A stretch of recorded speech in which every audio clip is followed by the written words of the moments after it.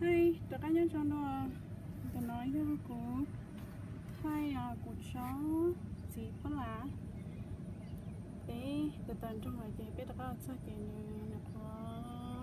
theo lú ba nó giống cái gì cho mẹ ai chó loài này số ta còn đến nó chị cho nó ló chị qua này cho ba bóng lại chị cái rộng chị sẽ làm gì bớt sầu chó ngoài chính quay ngoài nó sao cái gì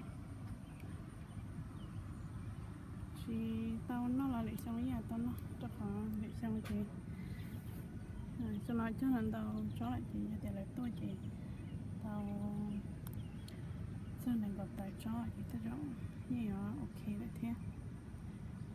ok sau nếu chuyện tôi biết chó mẹ ai hôm nay thế cho nó này là khó chịu xứ sao yes ông mấy cho em mấy bước tao nó thế cho nên là thằng này tôi mẹ ai cho nên tôi luôn đấy cho nên cũng bỏ trong nha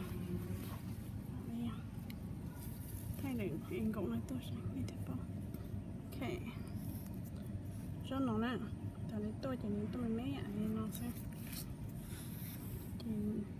giờ cho bỏ gì sao tiền đi hơn đâu nó chỉ món này thọ bật chơi sao chị tao xí nó hi baby I'm coming to the other door because I can't open the other door. Oh, okay, alright, I'll go open it for you. Okay, my children are bye.